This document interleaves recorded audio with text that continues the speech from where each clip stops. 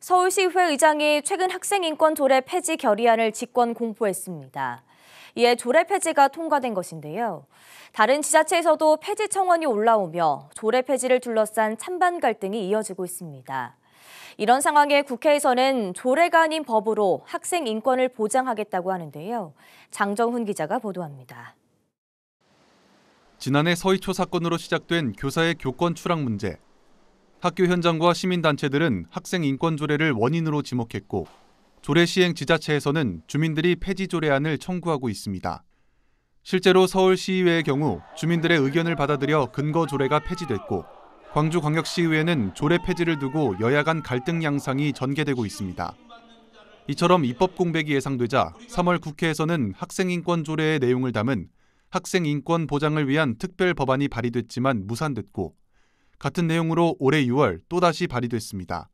국회 교육위원회 소속 더불어민주당 김문수 의원도 지난 5월 국회 개원 이래 비슷한 내용으로 학생인권법 제정을 추진하겠다고 밝혔습니다. 헌법이라든가 아동인권협약 거기 명시된 것들 그런 것들을 좀 이제 구체적으로 좀 지키자 이런 것들이고 뭐 학생도 교육의 주체로서 하나의 당당한 교육의 3주체 중에 하나로 보자 뭐 이런 것들이 이제 법안에 따르면 교육감 직속으로 학생인권센터가 세워지며 센터장인 학생인권 옹호관은 인권 침해 교사들에게 시정 및 조치 권고를 하게 됩니다. 또 학생들의 표현의 자유를 보장하고 차별을 받지 않을 권리 등을 보장합니다. 하지만 현장에서 일하는 교사들은 해당 법안이 현실을 제대로 담지 않았다고 비판하고 있습니다. 교사들은 학생의 인권만을 강조한 법안으로 교사의 정당한 생활 지도가 무분별하게 신고될 가능성이 있다고 우려합니다. 한 아이가 수업을 방해해도 제지하는 것을 꺼릴 수밖에 없고 이에 따라 다른 학생들도 불이익을 받을 수 있다고 말했습니다. 특히 이미 학생의 인권을 보호할 수 있는 관련 법령과 조례가 있음에도 이보다 우선한 특별법을 만드는 것은 행정 낭비라고 지적했습니다. 어떤 견제 장치가 있는 건 참 좋지만 다 법으로 이렇게 규정을 하고 뭔가 이렇게 명문화를 하고 해서 학교 현장 내에서 일어나는 교육 현장의 특성을 반영을 못하고 있다. 뭐 구성원들 간에 원만한 어떤 해결을 하고 이런 부분을 너무 다 퇴색시키고 있다.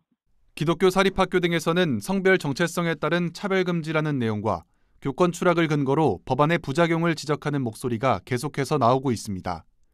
또 학생 인권의 과도한 확대로 교권이 침해되고 인권법으로 인해 학교 내 갈등이 조장되는 점도 우려했습니다.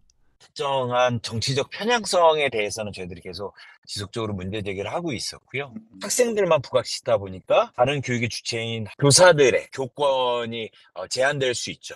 인권법이 오히려 갈등을 조장한다는 측면에서 저희들은 폭넓은 인권에 대한 개념이 정립돼야 된다. 이제 저희들의 기본적인 생각입니다. 한편 김문수 의원 측은 기존 법안에 명시된 성별 정체성에 따른 차별금지는 제외하겠다고 전했습니다.